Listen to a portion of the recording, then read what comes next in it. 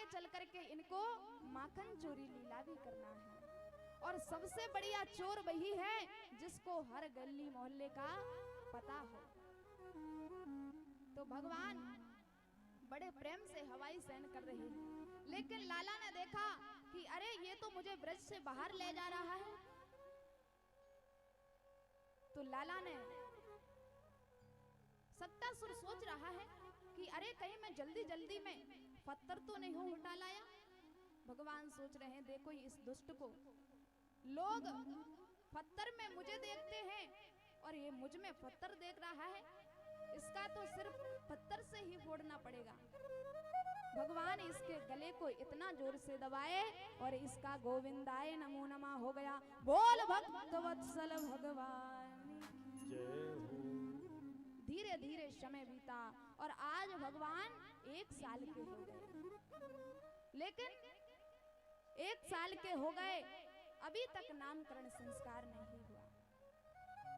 जबकि शास्त्र कहते हैं कि जातक का 10वें या 12वें दिन में नामकरण संस्कार हो जाना चाहिए।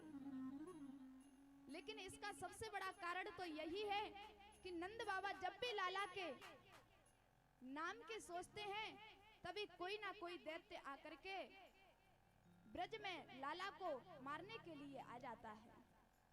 लेकिन वसुदेव जी जानते हैं कि हमारा लाला ब्रज में रह रहा है और उसका अभी नामकरण संस्कार नहीं हुआ है। उसके नामकरण संस्कार के बारे में कोई भी खबर नहीं मिली है। तभी वसुदेव जी ने अपने कुल गुरु गर्गाचार्य जी को प्रेरित किया और कहा कि ए गुरुदेव आप लाला का नामकरण संस्कार कर आइए। तो गर्गाचार्य जी ब्रज में आए हैं। नंद बाबा ने गर्गाचार्य जी का बड़ा स्वागत किया है। महाराज सुंदर आसन पर बिठाए हैं, चरणोदक लिया है और चरणोदक को सारे घर में छिड़कवाया है और बोले अहो भाग्य हमारे जो आप पधारे, हमारे भाग्य धन्य है जो आप संस्कार करने के लिए। लेकिन पहले पूछ रहे हैं तो नंद बाबा बोले कुछ मत पूछो, जब भी हम नामकरण संस्कार की सोचते हैं तभी कोई ना कोई दैत्य लाला को मारने के लिए आ जाता है। लेकिन आप बढ़िया मौके पर पधारे हो, आप ही हमारे लाला का नामकरण संस्कार कर दीजिए। पहले तो गर्गाचार्य जी थोड़ा त्याग दिखाए। अरे ये दुनिया जानती है कि मैं यदुवंशियों का गुरु हूँ और कंस को तो पहले ही वह है कि अरे जो देवकी का लाला है वो ब्रज में रह रहा है और उसको पता चल गया तो उसका यकीन पूरा संदेह पूरा यकीन में बदल जाएगा, इसलिए मैं नहीं रख रहा। नंद बाबा बोले अरे आप तो चुपचाप गौशाला में चली जाइए और आप हमारे लाला का नामकरण संस्कार कर दीजिए। गर्गाचार्य जी गौशाला में गए हैं तो मैया यशोदा से मैया रोहिणी बोली कि दीदी हमारे गुरु तो सांडल्य मुनि हैं और ये पता नहीं बाबा जी कुछ जानते हैं या नहीं। तो मैया यशोदा बोली सही कह रही है, क्यों ना परीक्षा ले ली जाए। तो दोनों माताओं ने अपने अपने बालकों को बदल लिया। रोहिणी जी ने भगवान श्री कृष्ण को ले लिया और मैया यशोदा ने बलराम जी को ले लिया। दोनों माताएं महाराज गर्गाचार्य जी के पास पहुंची हैं। गर्गाचार्य जी देखते ही तुरंत समझ गए। अरे गर्गाचार्य जी की दृष्टि माता रोहिणी की गोद में गई तो समझ गए ये तो मैया यशोदा का लाला है।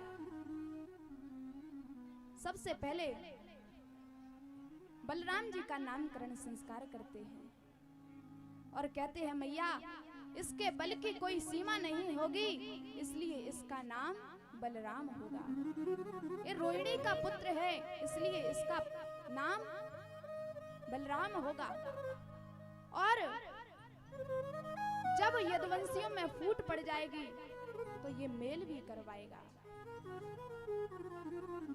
और अब गर्गाचार्य जी मैया यशोदा के लाला का नामकरण संस्कार करते हैं और गर्गाचार्य जी कहते हैं मैया इनके नाम तो अनेक हैं, इनके नाम अनेक अनूपा, इनके नाम अनेक अनूपा, मैं नृप कयव सुमत अनुरूपा, मैं नृप कयस मत अनुरूपा, जस जस लीला करहिं जवाई, जस जस लीला करहि जबहि, तस तस होए नानक कवई।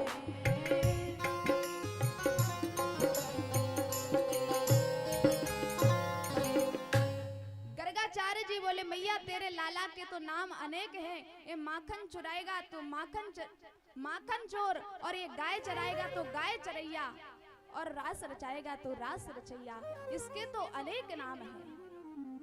मैया बोली बाबा मुझे इतने नामों से क्या करना है, मुझे तो एक बढ़िया सा नाम बता दो। तो गर्गाचार्य जी कहते हैं मैया तेरा लाला ये अनेक युगों में जन्म लेता है, कभी रक्त कभी पीत कभी सुक्त, अभी इसने कृष्ण वर को स्वीकार किया है, इसलिए इसका नाम होगा कृष्ण। तो मैया बोली कि बाबा इस नाम का अर्थ क्या है? बोले करसात इति कृष्ण, जो सबको अपनी ओर खींचे वही है कृष्ण। तो मैया बोली कि मुझे तो कृष्ण कहने में मेरी जीभ लचकाती है, इसलिए कनवा कनुआ ऐसे कहकर के बुलाती है, और बड़े बेटे को बलुआ बल्लू ऐसे कहकर के बुलाती है। महाराज नंद बाबा ने गर्गाचार्य जी को खूब दान दक्षिणा देकर के उनको भेंट किया है। धीरे धीरे समय बीता है, लाला धीरे धीरे घुटनों के बल पर चल रहे हैं। धीरे धीरे समय बीता, दीवाल का सहारा ले लेकर के चल रहे हैं, और थोड़े दिनों में मैया यशोदा के आंगन में ठुमुक ठुमुक करके नंद रानी मैया यशोदा के आंगन में लाला चलने लगे हैं। सूरदास जी बड़ा सुंदर भाव प्रकट कर रहे हैं। रोन झुन जनन जनन जन बाजत है पैजनिया, रोन झुन जनन जनन तेरी बाजत पैजनिया, रोन झुन जनन जनन जन बाजत है पैजनिया, रोन झुन जनन जनन बाजत है पैजनिया।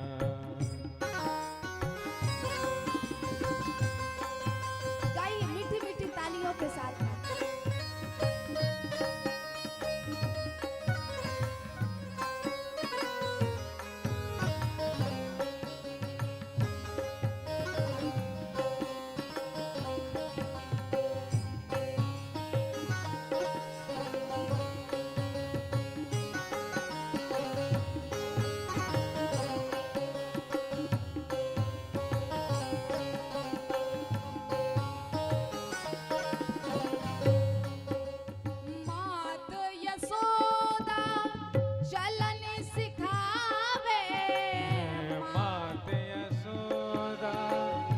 चलन सिखाए, मात यशोदा चलन सिखावे,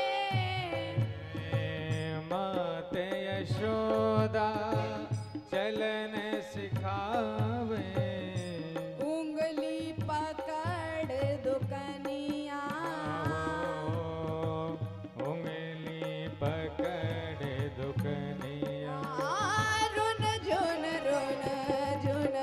जनन जनन जन बाजत है पैजनिया, रोन जोन जनन जनन बाजत है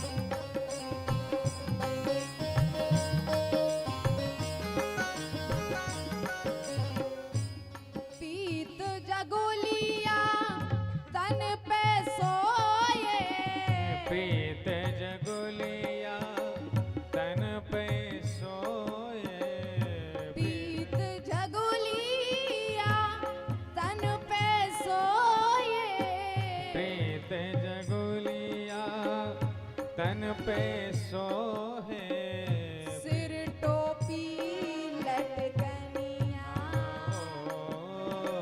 सिर टोपी लटकनिया, रुन झुन रुन रुन जनन जनन जन बाजत है पैजनिया। रोन झोन रोन तालियों, मीठी मीठी तालियों के साथ। जनन जनन बाजत है पैजनिया।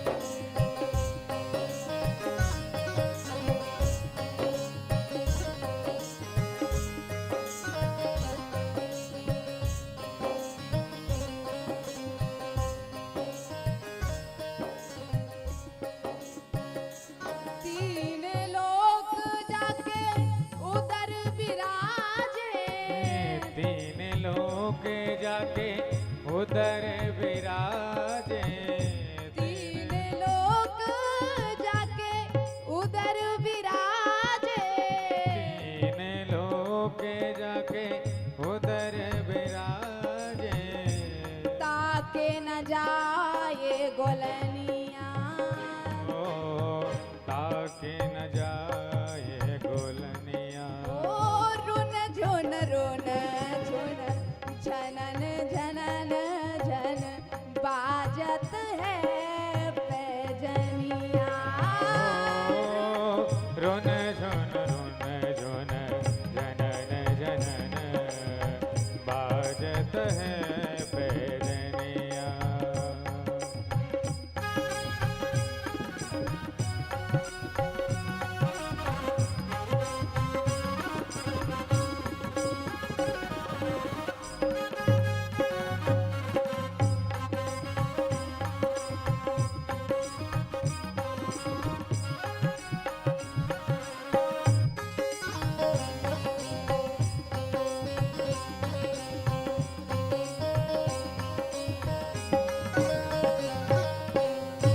सूरदास प्रभु तन को निहारे, सूरदास प्रभु तन को निहारे, सूरदास प्रभु तन को निहारे, सूरदास प्रभु तन को निहारे, सकल विश्व को धनिया,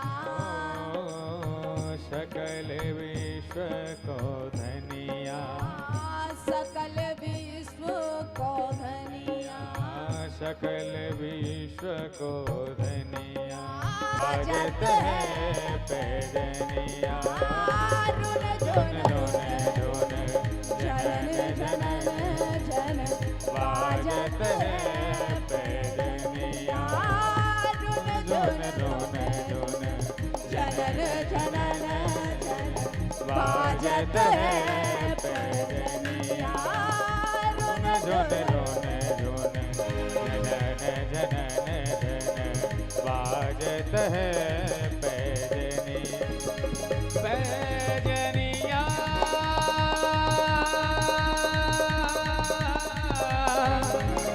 पैजनिया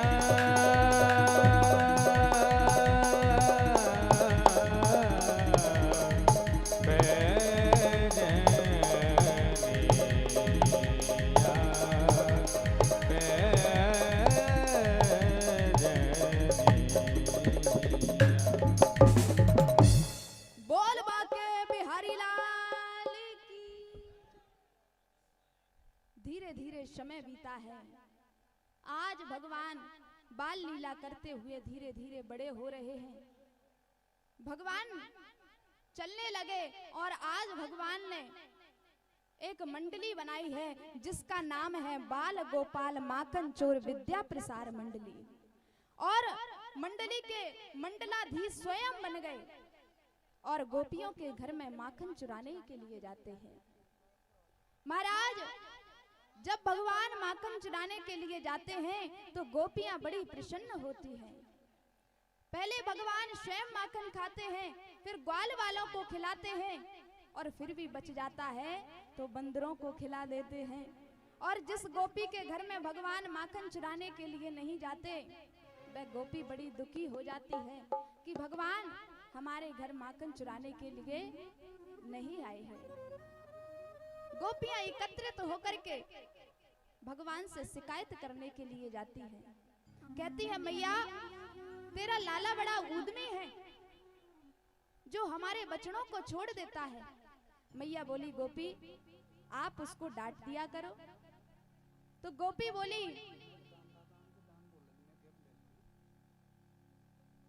बोली मैया तेरा लाला बिना समय के ही छोड़ देता है, और इसको डांट दो तो दांत दिखा करके भाग जाता है। मैया एक गोपी बोली, मैया तेरा लाला बहुत उद्यमी है, हमारे घर से माखन चुराता है। तो मैया बोली, गोपी मेरो नेक सो लाला है, कितना माखन खा लेता होगा।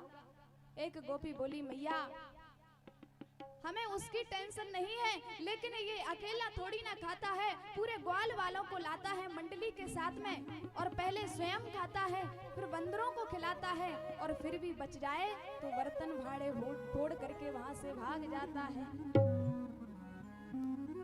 एक गोपी मैया बोली, तो तुम अपने मक्खन को छीके पर लटका दिया करो।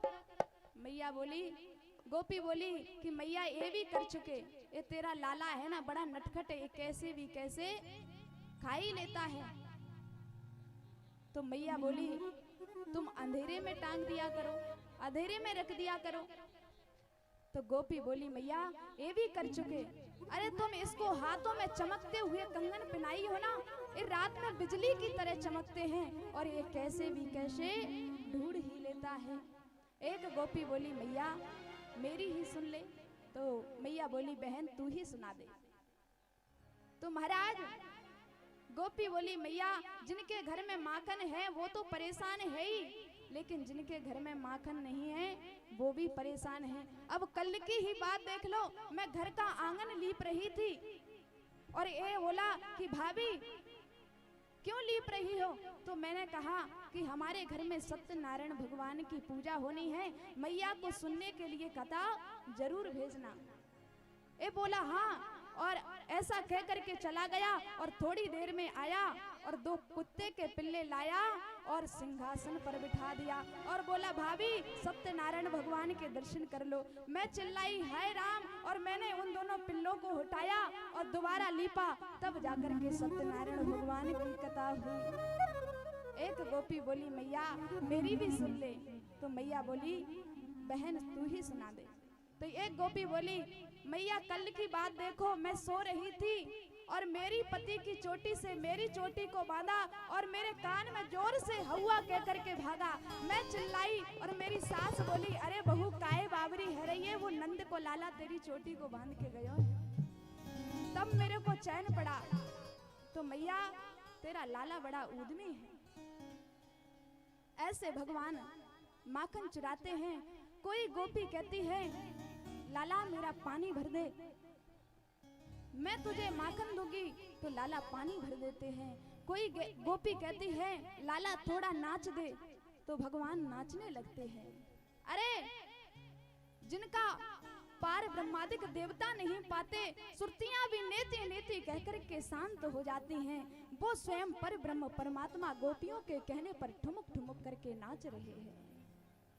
बोल वृंदावन बिहारी लाल की जय हो। हाँ साहब देखिए, एक दानदाताओं की सूची है।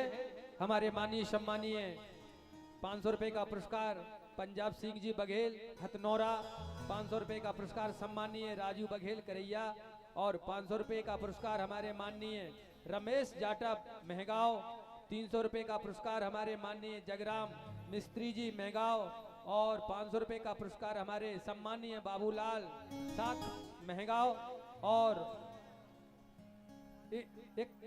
4100 रुपए हमारे ग्यासी राम जी प्रजापति महगांव, और 200 रुपए हमारे साहब सिंह बघेल जी राई 500 रुपए का पुरस्कार सम्मानीय अतर सिंह कुशवाहा जी निवासी करैया 500 रुपए का पुरस्कार हमारे सम्मानीय रहीसा खान साहब महगांव 100 रुपए का पुरस्कार सम्मानीय धनीराम शिवहरे महगांव 500 रुपए का पुरस्कार सम्मानीय रसीदा खान ठेकेदार महगांव 500 रुपए का पुरस्कार सम्मानीय रघुवीर जाटव जी महगांव और 250 रुपए का पुरस्कार सम्मानीय अमर सिंह बघेल किशनपुर 500 रुपए का पुरस्कार हमारे सम्मानीय गोविंदी बघेल जी हथनौरा 1100 रुपए का पुरस्कार सम्मानीय रणवीर सिंह बरैया महगांव 5100 रुपए का पुरस्कार हमारे माननीय सम्मानीय मुरारी खान साहब महगांव 5100 रुपए का पुरस्कार हमारे सम्मानीय बालकृष्ण सम्मानीय शिवचरण माथुर महगांव और एक बोरी शक्कर और समस्त संत समाज द्वारा 5100 रुपए का पुरस्कार करते हैं श्रीमान महाराज बाबा बरैया परिवार की ओर से 5100 रुपए का पुरस्कार महगांव रामदास बरैया जी बिंदा बरैया जी उदय बरैया जी प्रताप बरैया जी जंडेल बरैया जी राम बाबू बरैया जी और रिंकू बरैया जी। एक बार कर ध्वनि के साथ दानदाताओं का स्वागत किया जाए। बोल वृंदावन बिहारी लाल की व्यास जी महाराज की जय हो। जय हो। बोल सतगुरुदेव भगवान जय हो। इस प्रकार भगवान ने माखन चोरी लीला को किया और भगवान धीरे धीरे बड़े हो रहे हैं। महाराज भगवान ने सोचा हमने माखन तो चुरा लिया, माखन को चक्कर के तो देख लिया, एक बार ब्रज की रज को चक्कर के देखते हैं। और भगवान ब्रह्मांड घाट पर आए हैं और अपने मुंह में एक मिट्टी का डेला डाल लिया। तभी ग्वाल वालों ने आकर के बताया कि मैया तेरे लाला ने माटी खाई है, तेरे लाला ने माटी खाई, यशोदा सुन माई, तेरे लाला ने माटी खाई, यशोदा सुन माई। महाराज जैसे ही ग्वाल वालों ने आकर के बताया तो मैया यशोदा दौड़ते हुए आई और लाला का कान पकड़ी, क्यों रे तूने माटी खाई है? मैया लाला बोले मैया मैंने माटी नहीं खाई है। मैया बोली अच्छा तो तू ही यहाँ पर हरिश्चंद्र पैदा हुआ है और तो सब झूठ बोल रहे हैं। लाला बोले मैया हम ऐसा तो नहीं कह रहे हैं, यदि तुमको विश्वास नहीं हो रहा तो आप मेरे मुख में देख लीजिए। और जैसे ही लाला ने मुख को खोला है तो मुख में महाराज सागर पहाड़ नदियां सब कुछ दिख रहा है, 14 भुवन, यहाँ तक कि मैया यशोदा लाला को कान पकड़े हुए आंगन में खड़ी हुई है। मैया तो बावरी हो गई। मैया सोच रही है मेरे घर में कहीं भगवान ने तो जन्म नहीं ले लिया। भगवान ने अपनी मोहिनी माया को आज्ञा दी और मैया के सारे ध्यान को कर्षित कर लिया और मैया प्रेम से लाला को स्तनपान कराने लगी। धीरे धीरे समय बीतता है, मैया लाला के लिए माखन निकालती है। घर में लाख दास दासियां हैं, सब सुविधा है, लेकिन अपने हाथों से मैया यशोदा लाला के लिए माखन निकालती है। संसार की माताओं को मैया यशोदा से ये सीखना चाहिए कि घर में चाहे कितनी भी सुविधाएं क्यों ना हो, अपने शिशु की सेवा, अपने बालक की सेवा स्वयं करना चाहिए। यदि बचपन से ही बालक को बोतल दे दिया तो बचपन में दूध की बोतल, और बड़े हुए ठंडे की बोतल, और बड़े हुए शराब की बोतल, और बूढ़े हो गए तो बोतल चढ़ते चढ़ते राम को प्यारे हो जाएंगे। इसलिए हमारी माताओं को मैया यशोदा से ये सीखना चाहिए कि अपने बालक की सेवा हमें स्वयं करना चाहिए। महाराज मैया यशोदा लाला के लिए माखन निकालती है और लाला ने जाकर के मटकी को पकड़ लिया कि मैया मुझे भूख लग रही है, माखन दो। तो मैया यशोदा बोली लाला अभी माखन ले लेना, थोड़ी देर के लिए रुक जा, अभी तेरे लिए नया नया माखन निकाल रही हूँ। लाला बोले नहीं मैया मुझे तो अभी चाहिए। अब लाला कभी माखन मांगते हैं, कभी चंदा मांगते हैं, अंत में जाकर के चंदा पर अड़ गए और कहते हैं मैयारी में तो चंद्र खिलौना लइयो, मैयारी में तो चंद्र खिलौना लइयो। मैया कहती है नहीं दूंगी तो क्या करेगा? तो लाला कहते हैं कि जइयो लोट यवन धरनी पर, जइयो लोट अवन धरनी पर, तेरी गोद न आइयो, मैयारी में तो चंद्र खिलौना लइयो, मैयारी में तो चंद्र खिलौना लइयो। कि मैया अभी धरती में लौट जाऊंगा और सारे वस्त्रों को गंदा कर लूंगा। मैया बोली लौट जा, हमारा क्या बिगड़ेगा, तू ही गंदा होगा। तो लाला सोच रहे ये धमकी तो बेकार गई, तो दूसरी धमकी दे रहे हैं सुरवी को पे पान न करियो, सुरवी को पे पान न करियो, बेनी सिर न गुइयो, मैयारी में तो चंद्र खिलौना लइयो, मैयारी में तो चंद्र खिलौना लइयो। लाला कह रहे मैया तू मुझे दूध पिलाती है ना कि तेरी चोटी बढ़ जाएगी, चोटी बढ़ जाएगी, अभी तक तो मेरी चोटी बढ़ी नहीं है, आज से मैं दूध नहीं पीऊंगा। और तू मेरी चोटी गूंथती है ना, मैं चोटी भी नहीं गुथवाऊंगा। मैया बोली दूध पिए या ना पिए मेरा क्या बिगड़ेगा, वैसे ही तो तू सूखा सा है और सूख सूख करके लकड़ी हो जाएगा, इसलिए मत पी। और तू चोटी नहीं गुथवाएगा, वैसे ही तो तू कालिया है और कालिया लगेगा, मुझे क्या करना है, मत गुथवा चुटवी, और मैं तो बलराम जी की चोटी गूंथ दिया करूंगी। तो लाला ने सोचा ए धमकी तो बेकार गई, अब की बार खतरनाक वाली धमकी दे रहे हैं। क्या कह रहे हैं कि मैं सारे ब्रजवासियों को बुला करके मीटिंग बिठाऊंगा और कहूंगा, क्या कहूंगा, होइयो पूत नंद बाबा को, होइयो पूत नंद बाबा को, तेरो सुत न कहियो, मैयारी में तो चंद्र खिलौना लइयो, मैयारी में तो चंद्र खिलौना लइयो।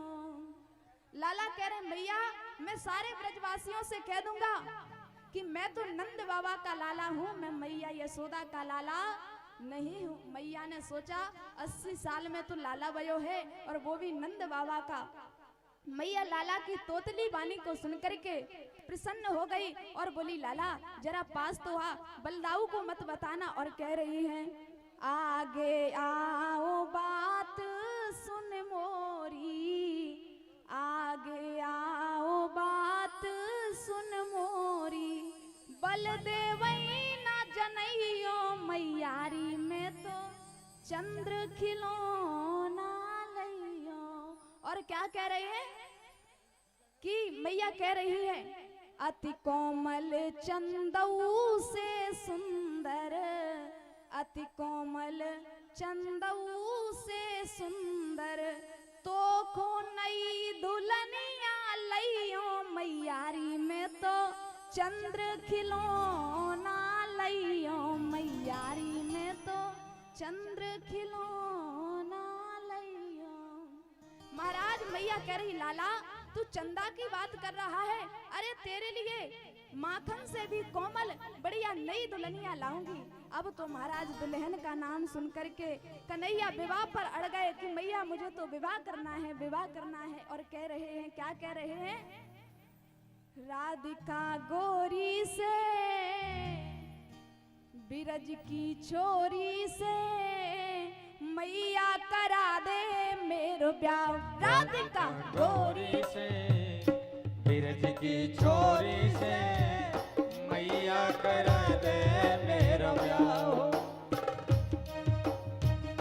राधिका गोरी से बिरज की छोरी से मैया करा दे मेरो ब्याह। राधिका गोरी से बिरज की छोरी से मैया करा छोटी है, नजर तेरी खोटी है, कैसे करा दूं तेरो ब्याह। उम्र तेरी छोटी है, नजर तेरी खोटी है, कैसे करा दूं तेरा ब्याह।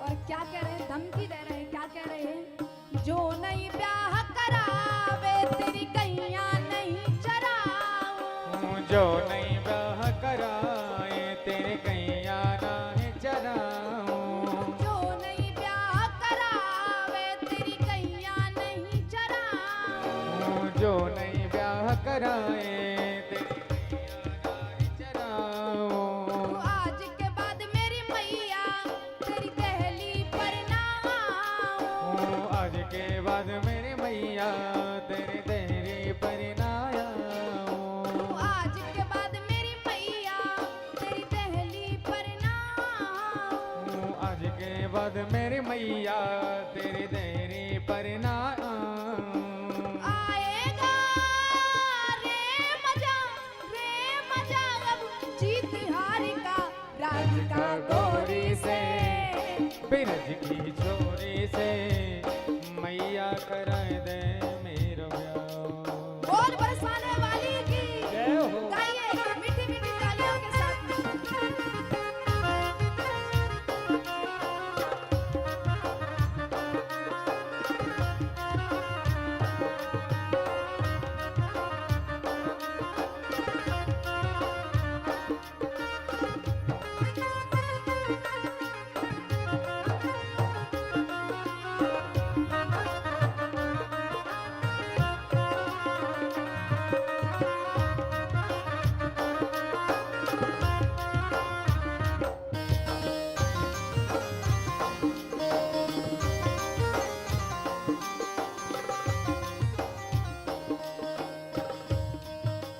चंदन की चौकी पर मैया तुझे बिठाऊं। चंदन की चौकी पर मैया तुझे बिठाऊं। अपनी राधा से मैं चरण तेरे दबवाऊं। अपनी राधा प्यारी से मैं चरण तेरे दबवाऊं। अपनी राधा से मैं चरण तेरे दबवाऊं। अपनी राधा प्यारी से मैं चरण तेरे दबवाऊं। भोजन में बनवाऊंगा 56 प्रकार के, राधिका गोरी से। बिरज की छोरी से मैया कराए दे मेरा ब्याह।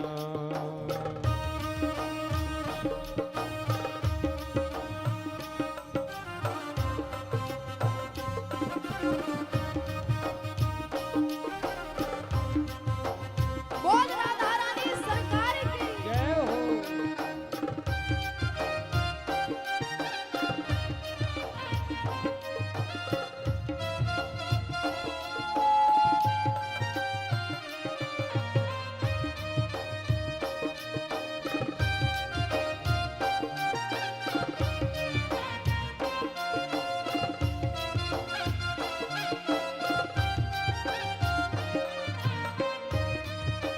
गाइए मीठी मीठी तालियों के साथ।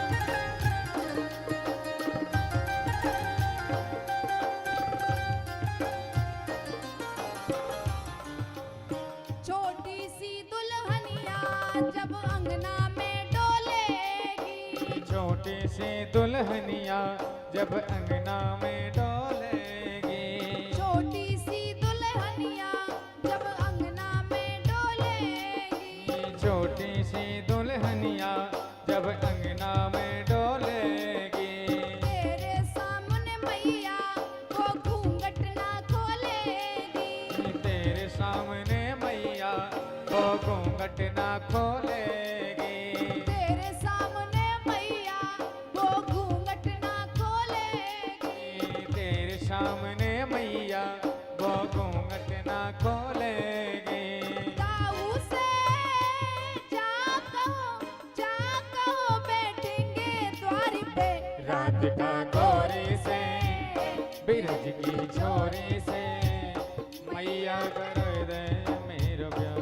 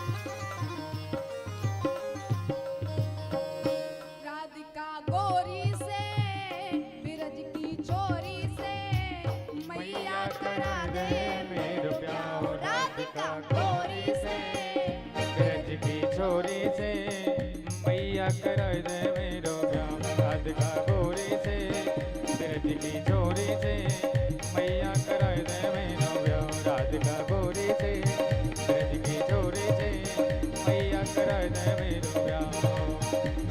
राधिका गौरी से बिरज की छोरी से मैया कर दे मेरो प्यार। राधिका गौरी से बिरज की छोरी से मैया कर दे मेरो प्यार। मैया कर दे मेरो प्यार। मैया कर दे मेरो प्यार। बोल श्रीमद् भागवत महापुराण की। देखिए एक कुछ दानदाताओं की लिस्ट आई है। 600 रुपए का पुरस्कार हमारे सम्मानीय रईसा खान महगांव। 500 रुपए का पुरस्कार हमारे सम्मानीय चंदन साख जी निवासी महगांव। 500 रुपए का पुरस्कार हमारे महाराज बाले साख जी महगांव। 500 रुपए का पुरस्कार हमारे करण सिंह कुशवाहा जी महगांव का चक। 500 रुपए का पुरस्कार माननीय सम्मानीय दादा पप्पू खान महगांव। 500 रुपए का पुरस्कार सम्मानीय भूरा खान महगांव। और 500 रुपए का पुरस्कार फूल सिंह जाटप महंगाई का चक। और 500 रुपए का पुरस्कार हमारे माननीय सम्मानीय दादा पूर्व सरपंच धांधुपुरी गोस्वामी जी पूर्व सरपंच साहब। और एक सूचना और है, कुछ ही क्षणों में हमारे बीच में पूर्व केंद्रीय मंत्री सम्मानीय लाखन सिंह यादव जी हमारे बीच में आ रहे हैं। बहुत बहुत धन्यवाद। बोल श्रीमद् भागवत महापुराण की। जय हो। और जो आज का भंडारा है वो हमारे पूर्व सरपंच गोस्वामी जी और गोस्वामी परिवार की ओर से है। हाँ बहुत बहुत धन्यवाद। बोल व्यास जी महाराज की जय हो।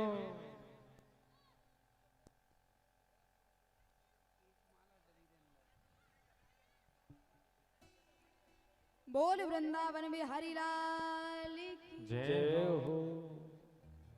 मैया लाला की तोतली वाणी को सुनकर के प्रसन्न हो गई और मैया ने एक गुड़िया ला करके लाला को दे दिया और लाला उसी से क्रीड़ा करने लगे। इस प्रकार भगवान ने यमला अर्जुन वृक्षों पर कृपा की। एक दिन नंद बाबा सारे ब्रजवासियों को एकत्रित करके बोले हैं कि हमको ऐसी जगह में बिल्कुल नहीं रहना है जहां पर हमारा लाला ही सुखी नहीं है। अरे जहां पर हमारा लाला कष्ट में हो, हमें ऐसे स्थान पर तो बिल्कुल नहीं रहना।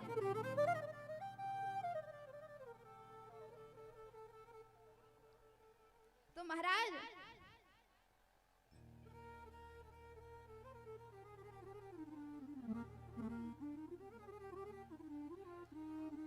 नंद बाबा बोले कि आपको जो स्थान बढ़िया लगे आप वो स्थान बताइए और हम वहीं पर जाकर के रहेंगे। तो नंद बाबा 9 भाई हैं, जिसमें से सबसे छोटे हैं उपनंद जी महाराज। उन्होंने कहा कि यदि आपको बढ़िया लगे तो एक स्थान है गोवर्धन की तलहटी में, बड़ा ही रमणीय है, जिसका नाम है श्री वृंदावन धाम। बोल वृंदावन धाम की जय हो। सबको उपनंद जी महाराज की बढ़िया बात लगी। वृंदावन क्या है? वृंदा का अर्थ होता है तुलसी, जहां पर तुलसी का वन हो वो है वृंदावन। महाराज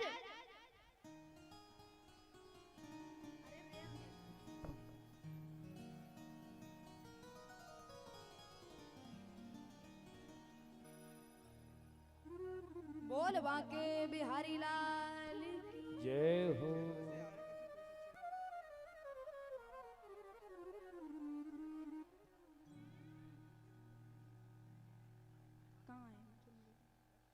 बता देना। बोल बाके बिहारी लाल की जय हो। तो महाराज वृंदावन क्या है? जहां पर सारे सुख हैं वो है वृंदावन। यहाँ तक कहा गया है यदि आप वृंदावन की सीमा में हैं, तो यदि आपको आपसे भगवान कहें कि मैं आपको दर्शन दूंगा, वृंदावन से बाहर आ जाओ, तो भगवान से भी कह दो कि यदि आपको दर्शन देना है तो श्री वृंदावन धाम में आकर के दीजिए। वृंदावन के वृक्ष को मरम न जाने कोई, डाल डाल और पात पे राधे राधे हो। जय हो। वृंदावन की तो डाली डाली पर, पत्ते पत्ते पर राधा राधा गूंजती है महाराज। जहां पर सुबह के सूरज से नहीं, सुबह तो महाराज राधा रानी के दीदार से होती है। लगाकर आग पानी में ये शौक हमने पाले हैं, कोई कहे तो कह देना हम वृंदावन वाले हैं। जय हो। बोल वृंदावन धाम की जय हो। आज सारे ब्रजवासी श्री धाम वृंदावन की ओर प्रस्थान कर दिए। अपना अपना सामान बैलगाड़ियों में भर करके वृंदावन में आ गए। वृंदावन में आकर के लाला को बछड़ा चराने की अनुमति मिल गई। अब भगवान अपने साथ वालों के साथ में बछड़ा चराने के लिए जाते हैं और बलराम जी गाय चराने के लिए जाते हैं। धीरे धीरे समय बीता तो गोपाष्टमी आ गई और आज भगवान को गाय चराने की अनुमति मिल गई। गाय हमारी माता है, धेनु अस्माकम माता अस्ति। गाय हमारी माता है। गाय की पूजा तो स्वयं रावण भी करता था। जहां पर रावण रहता है वहां पर सारी संपन्नताएं होती हैं। महाराज जहां पर गाय होती है वहां पर सारे सुख होते हैं, इसलिए हमको गाय की पूजा करना चाहिए। बोल वृंदावन बिहारी लाल की जय हो। आज भगवान वृंदावन में रहने लगे और बछड़ा चराने के लिए जाते हैं, तो भगवान के साथ में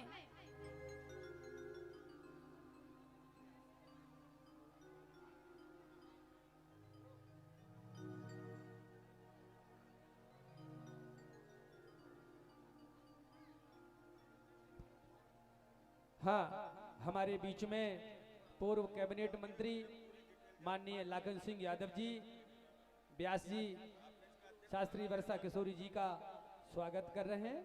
बहुत बहुत धन्यवाद।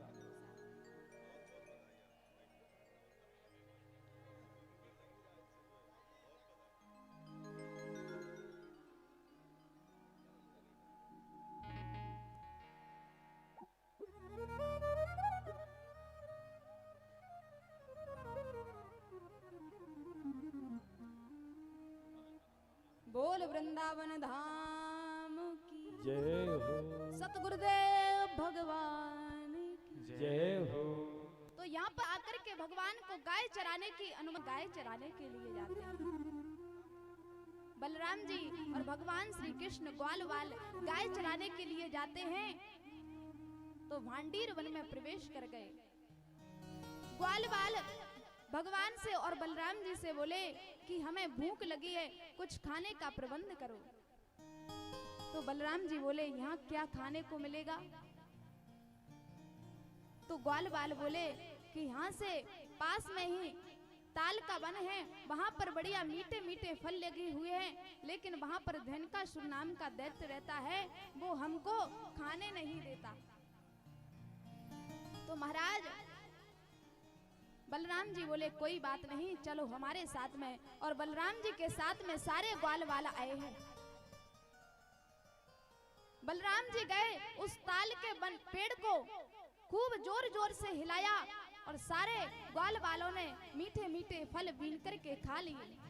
तभी धनकासुर की नींद खुल गई। वो गधे के रूप में तो था ही, उसने पीछे से दुलत्ती का प्रहार किया।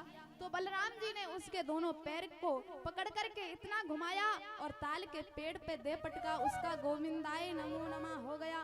बोल बाके बिहारी लाल की जय हो। सारे ग्वालवाल घर पर लौट करके आए। कन्हैया बोले मैया आज तो बलदाऊ भैया ने बहुत बड़ो गधा मारो है। बलदाऊ बोले नहीं मैया ये झूठ बोल रहे हैं। तो कन्हैया बोले मैया झूठ नहीं बोल रहे, ना मानो तो इन ग्वाल वालों से पूछ लो। अब ग्वाल वालों ने भी हाँ में हाँ मिला दिया। बलराम जी बोले अच्छा तूने भी तो सर्प मारा, बकुला मारा। भगवान बोले अरे नहीं नहीं, वो तो सारे के सारे दैत्य थे। बलराम जी बोले अच्छा तो तू मारे तो दैत्य और मैं मारूं तो गधा, मुझे नहीं जाना तुम्हारे साथ में गाय चराने के लिए। उसी दिन से भगवान को एक मौका और मिल गया। भगवान ने ब्रज रज को चक्कर के मिट्टी तत्व को शुद्ध किया। अब जो काली देह में कालिया नाग रहता है तो उसको बाहर निकाल करके जल तत्व को भी शुद्ध करना है। और जब भगवान कालिया नाग से लड़ेंगे तो भगवान बलराम जी भी शेष अवतार है तो अपनी जाति का तो असर दिखाएंगे, इसलिए भगवान को मौका मिल गया। काली देह में एक 100 फन वाला कालिया नाग रहता है। ये इतना विषैला है कि इससे इसके विष से महाराज जल है वो सारा विषैला हो गया। इसके ऊपर से जो भी पशु पक्षी निकलते हैं वे झुलस करके उसमें गिरने लगते हैं। कोई ना गोप गोपी एक ना एक दिन मैया यशोदा को, मैया बाबा को बताते हैं कि आज बाबा हमारी गाय ने जल पी लिया और वह मर गया। तो भगवान जब ये सुनते हैं तो उनको बड़ा कष्ट होता है कि अरे मेरा अवतार तो दुष्टों के अवतार के लिए हुआ है। तो भगवान गाय चराने के लिए यमुना के किनारे आते हैं, लेकिन सूरदास जी बड़ा सुंदर भाव प्रकट कर रहे हैं कि भगवान गाय चराने के लिए नहीं, भगवान तो क्रीड़ा करने के लिए आए हैं। श्री धाम का बल्ला है और मधु मंगल की गेंद है। भक्तों का बड़ा सुंदर भाव है। क्या कहते हैं? काली दे पे खेलने आयोरी। गाइए गाइए। जय हो। इधर से तो आवाज आई नहीं, आप भी गाइए थोड़ा। शास्त्री जी आपकी आवाज का अंतर तो आ रहा है हमारे भक्तों पर। काली दे पे खेलन। माताएं तो खूब बोल रही हैं लेकिन हमारे बुजुर्ग दादाजी नहीं बोल रहे। बोलिए आप भी थोड़ा थोड़ा बोल लीजिए। काली देने आयोरी मेरो पार बोल वृंदावन बिहारी लाल की। गाइए ऊंचे ऊंचे हाथ उठा करके तालियों की सेवा करते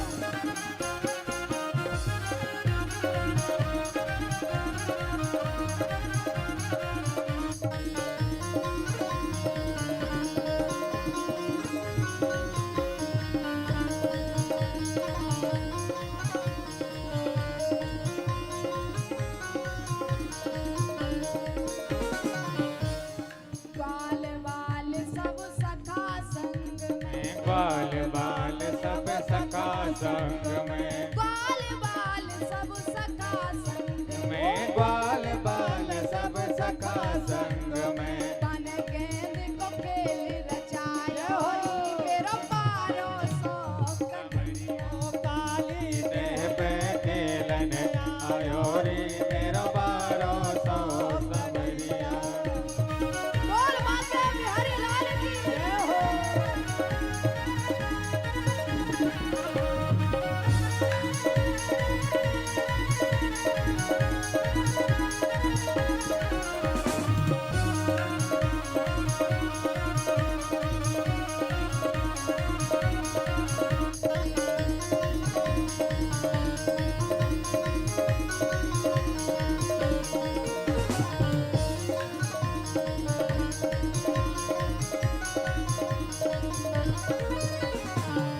रेशम की यान गेंद बनाई, रेशम की बन गेंद बनाई, रेशम की यान गेंद बनाई, आई रेशम की यान गेंद बनाई, चंदन को बल्ला लायो रे मेरा 1200 कन्हैया। या काली देह पे खेलन आयो रे मेरा 1200 कन्हैया।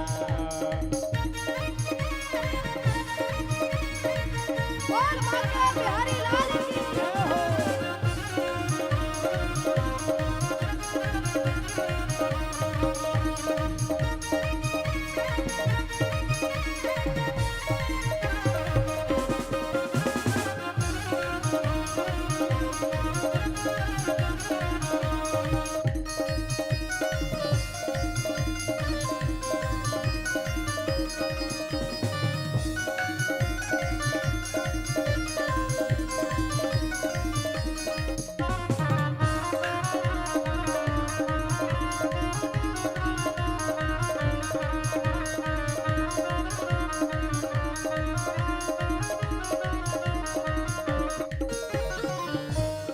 मारो टोल गेंद गई है, मारो टोल गेंद गई देह में, मारो टोल गेंद गई है, मारो टोल गेंद गई देह में, मारो टोल गेंद गई है। मैं मारो टोल गेंद गई देह में, मैं तो गेंद के संग ही धायो री मेरा 1200 कन्हैया। काली देह पे खेलन आयो रे मेरा 1200 कन्हैया।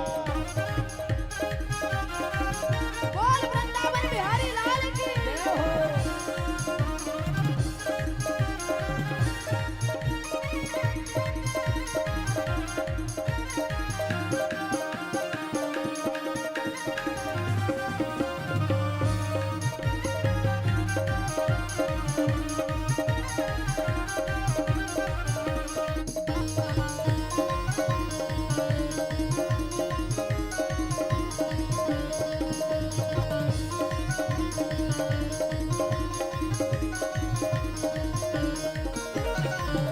नागनाथ कर बाहर आयो, ओ नागनाथ कर बाहर आयो, नागनाथ कर बाहर आयो, ओ नागनाथ कर बाहर आयो, नागनाथ कर बाहर आयो। नागनाथ कर बाहर आयो।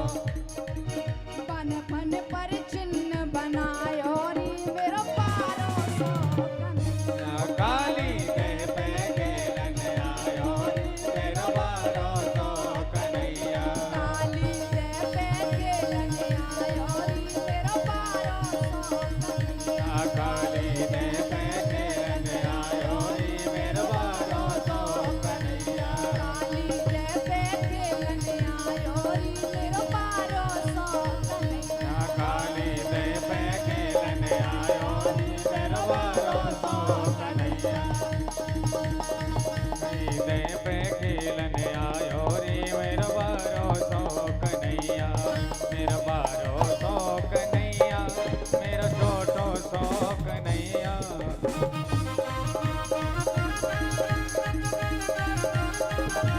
काली देह पे खेलन आयो रे मेरा 1200 कन्हैया। काली देह पे खेलन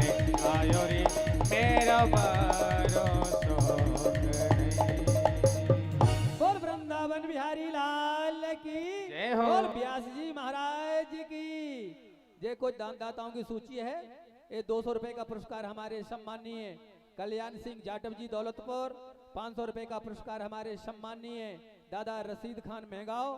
500 रुपए का पुरस्कार माननीय सम्मानीय भोलू खान महगांव। और 1100 रुपए का पुरस्कार हमारे माननीय सम्मानीय गौतम सिंह बघेल जी, पूर्व जिला पंचायत सदस्य बागबई वाले। एक बार कर ध्वनि के साथ सभी दानदाताओं का स्वागत।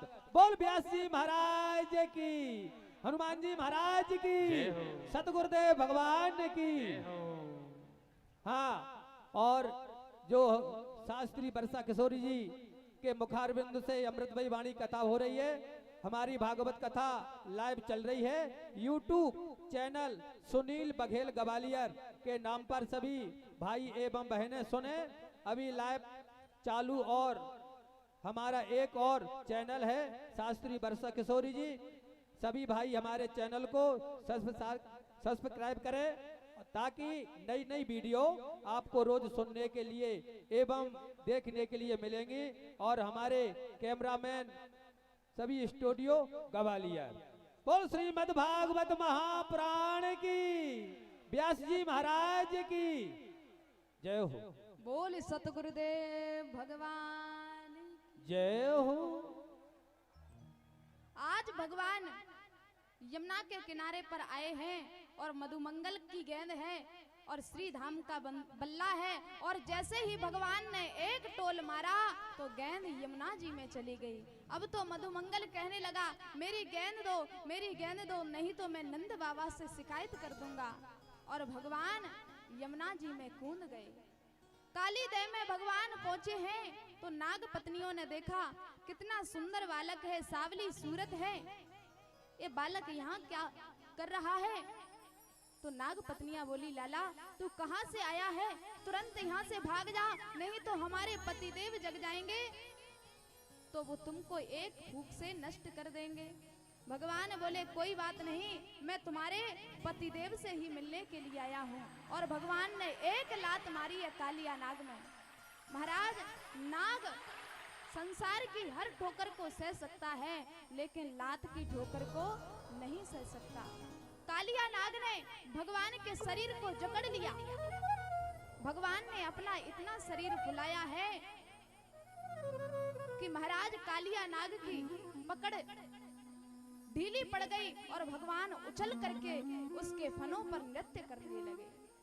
बड़ा सुंदर भगवान नृत्य कर रहे हैं और कालिया नाग जिस फन से भगवान को डसने का प्रयास करता है, भगवान उस पर लात रख करके उसके फन को दबा देते हैं। नारद जी देवताओं से कहते हैं, अरे देवताओं देखिए, आपने जमीन में नाचने वाला देखा होगा, रस्सी पर नाचने वाला देखा होगा, क्या आपने सुना है कि कोई कालिया नाग पर नाच रहा है? भगवान ने बड़ा सुंदर नृत्य किया है। पत्नियों ने देखा कि यदि हम भगवान को शांत नहीं किए तो थोड़ी देर में हमारे पति देव भी शांत हो जाएंगे। इसलिए भगवान से नाग पत्नियां प्रार्थना कर रही हैं, ये प्रभु आपका इस प्रकार से दंड देना।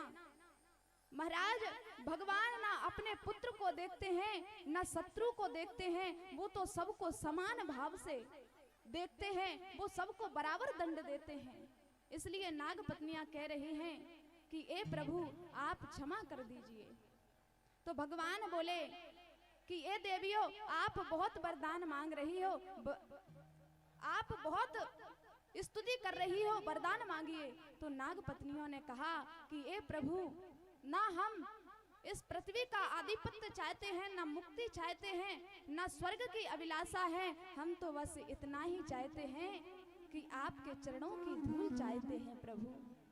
भगवान बोले, देखो ये कितनी चालू है, क्योंकि जल में रहेंगे तो चरणों में रज लगेगी ही नहीं, और जब बाहर निकल जाएंगे तो चरण में रज लग जाएगी और इनके पति देव तो अपने आप ही छूट जाएंगे। भगवान जल से बाहर निकल करके आए हैं, लेकिन फिर कालिया नाग अपना फन तान करके खड़ा हो गया। नाग पत्नियां बोली, क्षमा मांगो, बहुत देर में छोड़ा है,